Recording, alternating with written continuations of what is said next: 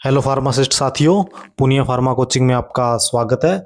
आज आपके साथ अपन एम्स क्रे आरआरबी डीएम या फार्मासिस्ट और any other government pharmacist exam की आप प्रिपरेशन कर रहे हो तो टॉपिक वाइज आपको स्टडी करवा रहे हैं हम ऑल सब्जेक्ट्स की। सो फार्माकोलॉजी के साथ साथ अपन फार्मास्यूटिकल जूरिस्प्रूडेंस की सीरीज भी स्टार्ट कर रहे हैं, जिसमें आज अपन कुछ टॉपिक्स करवा रहे हैं जिनमें से कई बार छोटे छोटे क्वेश्चन एग्जाम्स में आते हैं। ठीक है, सो सबसे फर्स्ट टॉपिक है पेटेंट एक्ट। ठीक है, पेटेंट कोई भी आपके आइटम है उसका पेटेंट मिल जाता है आपको, जिसका पेटेंटेबल आइटम्स क्या होती हैं, जिसकी एक ट्रिक होती है सीएम पीएम। सीएम मतलब कंपोजिशन और मैन्युफैक्चर, और पीएम मतलब प्रोसेस और मशीन। ठीक है, कोई भी न्यू यूज ऑफ सब्सटेंट प्रोडक्ट इसी का आपको पेटेंट चाहिए तो उसको पेटेंट एक्ट के अंदर आपका दर्ज होना चाहिए उसके अनुसार। ठीक है, सो पेटेंट एक्ट कब पास किया गया? ये 1970 में पास किया गया और फोर्स में कब आया? ये 1972। इसको ध्यान रखना है। लेटेस्ट अमेंडमेंट भी आपको ध्यान रखनी है जो कि 2005 में इसमें हुई थी।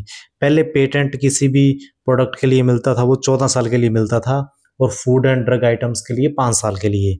ठीक है, पेटेंट एक्ट 1970 के अनुसार। अब जो अमेंडमेंट हुआ है उसके बाद ऑल आइटम्स ड्रग और अदर सभी के लिए जो पेटेंट है वो 20 साल के लिए मिलने लगा है। ठीक है, इसको अपने ध्यान में रखना है।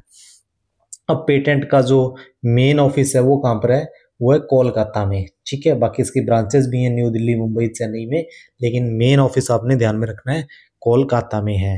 अब ये ध्यान रख लेना, नॉन पेटेंटेबल जो आइटम्स हैं वो कौन सी हैं? वो है रेडियम, यूरेनियम, लिथियम, ग्रेफाइट। ये चैप्टर जो सेकंड है पेटेंट एक्ट का, उसके अनुसार ये सारी नॉन पेटेंटेबल आइटम्स हैं। ठीक है, इसके अलावा पेटेंट की गारंटी दी जाती है by central government for 20 year for making, selling and using the invention. ठीक है, ये आपने ध्यान रखना है। ओके, ये आपका इंपॉर्टेंट जो टॉपिक्स है पेटेंट, उसमें से अपन ने इंपॉर्टेंट टॉपिक्स आपको करवा दिए हैं।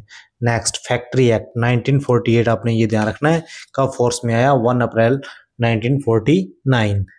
ठीक है, अब इसमें जो चैप्टर है वो तो काफी ज्यादा है, 11 चैप्टर और 120 सेक्शन है, लेकिन अपन इंपॉर्टेंट आपको बता देते हैं। फोर्थ चैप्टर सेफ्टी से रिलेटेड है। फोर्थ है provision related to hazardous process, खतरनाक प्रोसेस। और चैप्टर 6 जो है वो आपका वर्किंग आवर्स ऑफ एडल्ट्स। और चैप्टर 7 जो है एम्प्लॉयमेंट ऑफ यंग पर्सन, इससे रिलेटेड है ये। फैक्ट्री एक्ट में कितने शेड्यूल्स होते हैं? इसमें कुल 3 शेड्यूल होते हैं, इसको आपने ध्यान में रखना है। ठीक है, फर्स्ट, सेकंड और थर्ड। ठीक है, जो फर्स्ट शेड्यूल है उसमें लिस्ट ऑफ इंडस्ट्रीज होती हैं जो इन्वॉल्व होती हैं हैजार्डियस प्रोसेस में। ठीक है, इसको थोड़ा सा आप ध्यान रख लेना। और शेड्यूल फर्स्ट में जो है वो फार्मास्यूटिकल कंपनीज आएंगी, इसलिए ये काफी अच्छा शेड्यूल हो गया। और शेड्यूल जो थर्ड है उसमें कुछ डिजीज होती हैं, जैसे नोटिफाइबल डिजीज, जैसे लेड, आर्सेनिक, मर्करी पॉइजनिंग से हो जाती है, सिलिकोसिस, एस्बेस्टोसिस, डर्मेटाइटिस, इस टाइप की जो डिजीज हैं ये कौन से शेड्यूल में आती हैं? शेड्यूल 3 में ये डिजीज आती हैं। आप नोट कर लेना कहीं पर भी कि शेड्यूल 3 में कौन सी डिजीज आती हैं। Notifiable disease, lead, arsenic, mercury poisoning से रिलेटेड जो डिजीज हैं। ठीक है, और शेड्यूल फर्स्ट जो है वो इंडस्ट्री इन्वॉल्विंग हैजार्डियस प्रोसेस से रिलेटेड है। ठीक है, और ये आपके 3 शेड्यूल्स हैं इसमें। अब इसके अलावा आपको, क्योंकि ज़्यादा डीप इसमें से क्वेश्चन नहीं है कि सब कब फोर्स पे आया, कब ये एक्ट चालू किया गया, बस वहीं से क्वेश्चन आता है। एक और इस टाइप का एक्ट है, वो है medical and toilet preparation act 1955। सबसे पहले तो आपको मेडिकल और टॉयलेट प्रिपरेशन के बारे में ध्यान रखना है। कोई भी ड्रग है जो इंटरनल एक्सटर्नल यूज होती है ह्यूमन पर, एनिमल पर, उनको बोलते हैं मेडिकल प्रिपरेशन। और टॉयलेट प्रिपरेशन बोलते हैं डेंटिफ्रिसेस, दांतों के लिए, स्किन के लिए, डिओड्रेंट, नेल और इनकी ब्यूटी के लिए जो काम में लिए जाते हैं, मतलब डिओड्रेंट्स, डेंटिफ्रिसेस, स्किन, नेल, अलग अलग जो अपने बॉडी के पार्ट्स हैं उनकी ब्यूटी के लिए जो प्रोडक्ट काम में लिए जाते हैं उनको बोलते हैं टॉयलेट प्रिपरेशन। अब इनका एक्ट कब पास किया गया?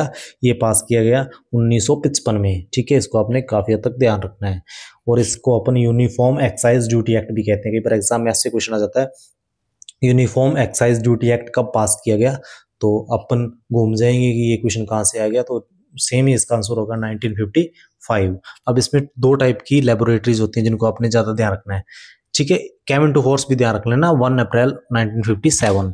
इसमें बॉन्डेड लेबोरेटरीज और नॉन बॉन्डेड लेबोरेटरीज 2 टाइप की होती हैं। जो गवर्नमेंट के साथ जुड़ी होती हैं वो तो बॉन्डेड हो गई, नॉन बॉन्डेड हो गई वो प्राइवेट हो गई। ठीक है, अब दोनों की जो इंस्पेक्शन होती है वो 1 मंथ में 1 बार जो वो उनकी इंस्पेक्शन होती है वो कौन करता है, वो जो लाइसेंस इश्यू करता है एक्साइज कमिश्नर, वो इनका मतलब चेकिंग करेगा। ठीक है, ये आपने ध्यान रखना है। इसके अलावा एक क्वेश्चन है थोड़ा सा इंपॉर्टेंट, कई बार एग्जाम्स में है, आयुर्वेदिक प्रिपरेशन जो एग्जम्प्टेड है से मेडिकल टॉयलेट प्रिपरेशन एक्ट 1955 जो केम इनटू फोर्स आया 1957 वाला, इससे एग्जम्प्टेड रखेंगे जिनकी एग्जाइट ड्यूटी जो कंटेन करती है self generation alcohol not exceed 2%, 2% से कम उन पे अल्कोहल है सेल्फ जनरेटेड, तो वो इसमें एग्जम्प्टेड हो जाएगी। ठीक है, ये आपका पूरे का पूरा इंपॉर्टेंट पिन पॉइंट्स अपन ने करवा दिए। एक्साइज कमिश्नर को आप ध्यान रख लेना, कहीं से भी घुमा के ये क्वेश्चन आ सकता है इस टाइप से, इसको कैसे चेक करता है, चेक भी वही करता है, लाइसेंस भी वही इशू करता है। सो ये आपका क्वेश्चन का आंसर हो जाएगा, ज़्यादा हार्ड नहीं है, सिंपली अपन ने ध्यान रखनी है। उनकी डेट्स 2-3 बार उनको देखोगे आप बार बार, आपके याद हो जाएंगी। ठीक है, धन्यवाद।